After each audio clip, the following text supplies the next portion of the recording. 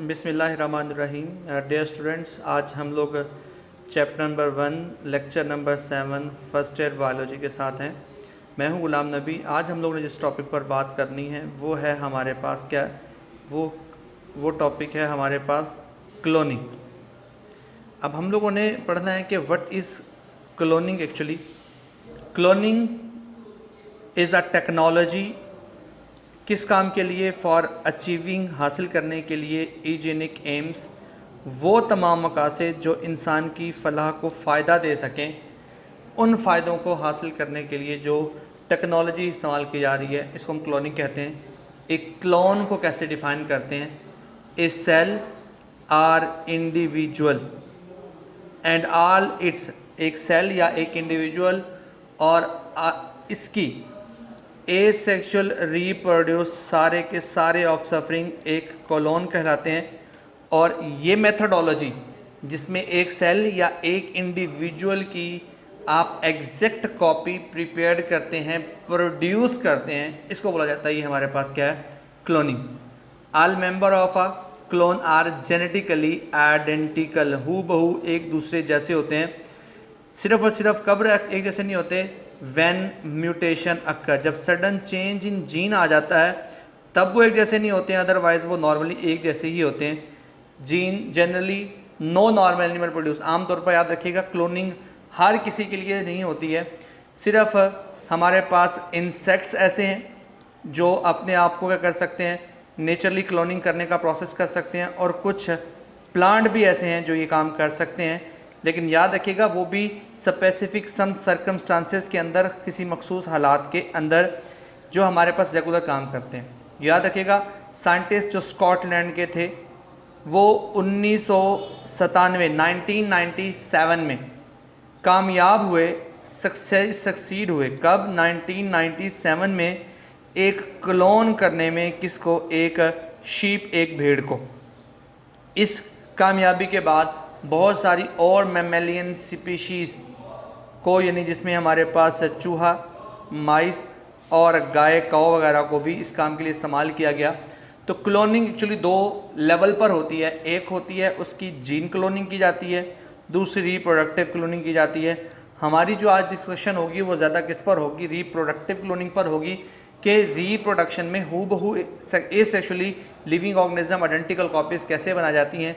तो हम ज़रा उसको देखते हैं। तो उसमें सबसे पहली मेथडोलॉजी आपके पास क्या है? First type of cloning. इसमें करते क्या हैं? इसमें करते ये हैं कि एक हमारे पास एग डोनर एनिमल होता है, या उन्हें हमने सपोज कर लिया है कि ब्लैक फेस्ड है। यहाँ पर हमारे पास कौन सा? वाइट फेस है। ये वाइट फेस शीप है, ये भी अपने पास है क्या होगी? एग डोनर है। अब हुआ क्या है, जो एग डोनर हमारे पास ब्लैक फेस है उसके अंदर से हमने क्या कर दिया? न्यूक्लियस को रिमूव कर दिया।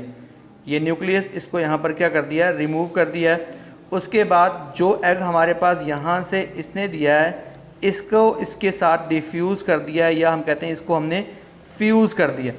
उसके ज़रिए क्या हुआ है? फिर जो नया बनने वाला एग है उसे दोबारा से इम्प्लांट कर दिया है, किसके अंदर? इसी वाले ब्लैक के अंदर। जब हमारे पास क्या होता है, उसमें एम्ब्रियो की डेवलपमेंट हुई है। जब ये इस लिविंग ऑर्गेनिज्म या इस भेड़ के अंदर इसको डाला है, तो उससे फिर पैदा होने वाला जो हमारे पास बच्चा है या बेबी है वो कैसा है? वाइट फेस है। इसका मतलब ये हुआ कि जिस लिविंग ऑर्गेनिज्म से या जिस एनिमल से या जिस मैमेलियन से हम लोगों ने एग लिया है, जो पैदा होने वाला होगा वो उसी का जेनेटिक मेकअप लेकर वो बहु वैसा ही होगा।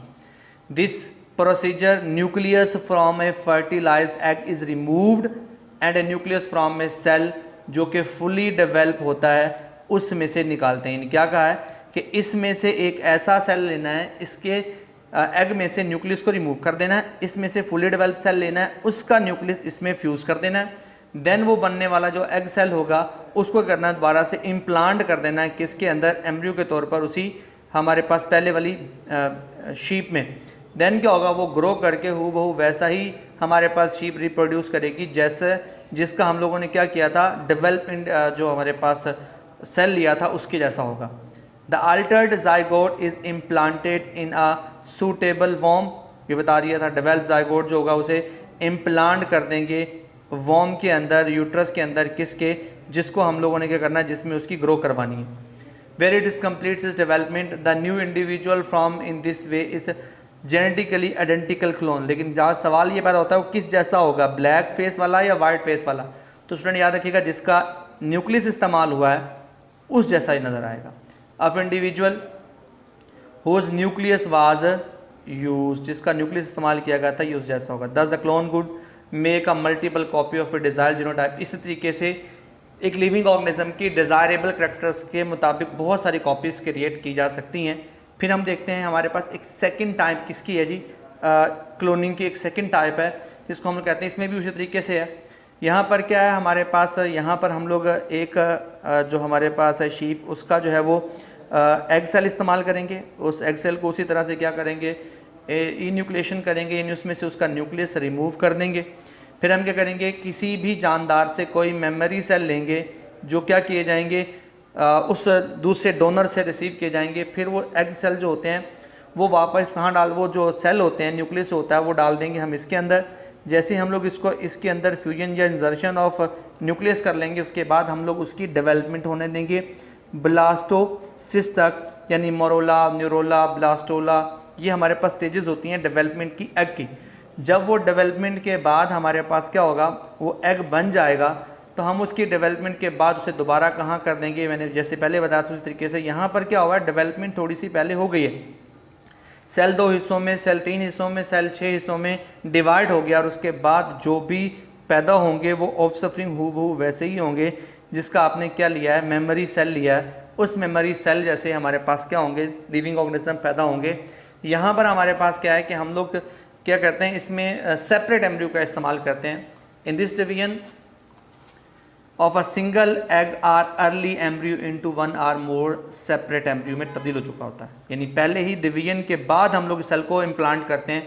This is the same process that normally create identical twins, यानी हमारे ह्यूमन के अंदर जो आइडेंटिकल ट्विंस का कंसेप्ट है कैसे होता है जी, फ्रंटल होते हैं या पेरेंटल होते हैं। उसमें क्या होता है कि जो हमारा एग होता है वो डिफरेंट स्टेजेस में डिवाइड हो चुका होता है, डिवाइड होने के बाद वो ग्रो करता है।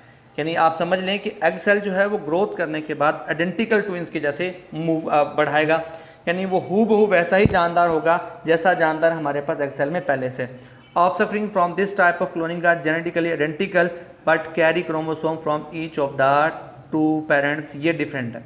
वहाँ आपने कहा था कि जो पीछे हमने फर्स्ट टाइप पढ़ी थी वहाँ पर हमने जिसका एग सेल इस्तेमाल किया था, वहाँ पर क्या था, वहाँ पर जिसका एग सेल इस्तेमाल किया था, जिसका न्यूक्लियस इस्तेमाल किया था, जो आइडेंटिकल ट्विंस था वो उस जैसा था जिसका हमने न्यूक्लियस इस्तेमाल किया था। यहाँ ऐसा नहीं होगा, यहाँ दोनों पेरेंट्स की क्या होगी, थोड़ी थोड़ी खसूसियत लेके एक हाइब्रिड नई खसूसियत वाला जानदार पैदा होगा। इस टेक्नोलॉजी को इस्तेमाल करके बहुत सारे जो है वो हमारे पास वैल्यूएबल एनिमल्स का हम लोग प्रोडक्शन करते हैं। This type of cloning has already been use for produce genetically identical cattles को इस्तेमाल करते हैं, इसमें फार्म एनिमल्स के लिए भी इसको इस्तेमाल करते हैं, जैसे हॉर्स वगैरह हो गए, अच्छी नस्ल के जो भी इसके पेडिग्रीज बनते हैं वो सारे के सारे। Man is like to adopt clone technique, क्यों करना चाहता है, for a commercial production of valuable animal of the known pedigrees such as horses वगैरह, इन सारों को इस्तेमाल करते हैं। याद रखिएगा, at some places scientist making attempt to clone human embryo which they believe can serve as a transplant donor, there is a lot of controversy. इसमें बहुत ज़्यादा अभी तजाद है कि हम बना पाएंगे या नहीं बना पाएंगे। ह्यूमन का क्लोन बनाना मुश्किल है, अगर हम लोग उसको बना सकते हैं तो हम क्या करेंगे, हम अपने जो ऑर्गन्स हैं बॉडी के, जो बॉडी के ऑर्गन्स होते हैं जैसा कि हार्ट हो गया, जैसा कि लीवर हो गया, जैसा कि लंग्स हो गया, इन सब की ट्रांसप्लांट में कामयाब हो जाएंगे, हम लोग क्लोन से ऐसा बना लेंगे। नेक्स्ट हमारे पास है G protection and conservation of environment. याद रखिएगा, industrialisation help mankind to race, हमारे पास क्या करने के लिए, क्या रेस करने के लिए जी, उसमें लिविंग स्टैंडर्ड को बढ़ाया इसने। सेम टाइम क्या इसने हमारे डिस्ट्रॉय भी किया इन्वायरमेंट को, किस तरीके से, tons of industrial material, industrial waste जो है इफ्लुएंट्स हैं इन सॉलिड लिक्विड गैस फॉर्म में क्या हुए हैं, बहुत बड़ी मिकदार में इंजेक्ट किए गए इन्वायरमेंट में by the industries. These effluents frequently contain sizable amount of certain toxic यानी कार्सिनोजेनिक मटेरियल होते हैं, इनके अंदर इतने बड़े टॉक्सिक कार्सिनोजेनिक मटेरियल बताते हैं किस तरह के, जैसे कि हमारे पास हैवी मेटल जो कि हमारी खुराक में हमारी अंदर चली जाती हैं तो हमें क्या करते हैं, कैंसर बनने की वजह बनती हैं। इसमें लेड है, लेड जो है वो ऑटोमोबाइल से निकलता है, जो धुआं होता है गाड़ियों का वहाँ से निकलता है। क्रोमियम जो होता है वो टनरीज चमड़े की सनत से हमारे पास निकलता है। टनरीज होती चमड़े की सनत होती है, वहाँ से क्रोमियम निकलता है जो हमारे लिए क्या होता है, जानलेवा हो सकता है ह्यूमन हेल्थ के लिए, playing havoc role of the human health. Environmental pollutants has reaches alarming level in some countries और this problem therefore need to address. बताना चाहिए कि भाई ये प्रॉब्लम आ रहा है, इसको कंट्रोल करें, इसमें हमारे इकोसिस्टम को किस तरह से हमारे पास सफ़र कर रहा है, किस तरह से हमारे इकोसिस्टम को ये कर रहा है, बीमार कर रहा है, ये हमें ऐसा नुकसान पहुंचाएगा जिसे हम लोग दोबारा से कभी भी रिपेयर नहीं कर पाएंगे। इररिपेयरेबल लॉस होगा हमारे इन्वायरमेंट को और हम लोग इस प्लैनेट पर रहने के काबिल नहीं रहेंगे। ये मसला सिर्फ पाकिस्तान का नहीं, दुनिया भर का प्रॉब्लम होगा अगर हम लोगों ने इसको कंट्रोल नहीं किया तो। बायोलॉजी ने हेल्प की है मैनकाइंड इन अट्रैक्टिंग अटेंशन इस प्रॉब्लम की तरफ। Biologist are strive to find solutions, उसके हल तलाश करने के लिए, to set this environment right where it has जो हमारे पास गंदगी और डर्टी जो इन्वायरमेंट है उसको ठीक करने के लिए इस पर उन्होंने अच्छे वाली कोशिश की है। Biologist have already asked for the treatment of industrial effluents to be made obligatory. तो जो भी उन्होंने कहा जी इंडस्ट्रियल वेस्ट है उसको ट्रीट करें, इसको उन्होंने मैंडेटरी कर दिया कि हर सूरत पे उसकी ट्रीटमेंट करें, अदरवाइज़ ये आपके इन्वायरमेंट को नुकसान पहुंचाएंगे। किस तरीके से several way of biological remediation, removal of degradation of environmental pollutant or toxic material by the living organisms. याद रखिएगा लिविंग ऑर्गेनिजम्स को, जैसा कि बैक्टीरिया हो गए या प्लांट्स हो गए, इनको यूज़ करके आप कोई भी पोल्यूटेंट टॉक्सिक मटेरियल को पानी से, फ़िज़ा से या ज़मीन से रिमूव करते हैं। इस मैकेनिज़्म को बोला जाता है बायोलॉजिकल रेमिडिएशन या बायो रेमिडिएशन, जिसमें हम क्या करते हैं स्पेसिफिक लिविंग ऑर्गेनिज्म को इस्तेमाल करते हैं किसी भी इन्वायरमेंट में पोल्यूटेंट या पॉलिटिक जो हमारे पास पोल्यूटेड जो टॉक्सिक मटेरियल होता है उसको वहाँ से रिमूव करने के लिए। फॉर एग्जांपल जैसा कि एल्जीज का इस्तेमाल करते हैं, जैसा कि फंजाइज का इस्तेमाल करते हैं। Found in the reduce pollution of the heavy metals by the bio absorption, यानी इसमें क्या होता है जो हैवी मेटल्स होती हैं पानी के अंदर उनको एल्जीज की मदद से क्या कर लेते हैं, जज्ब कर लिया जाता है। Biologists also working out the list of the endangered species of the plant and mammal which not protected would soon be extinct.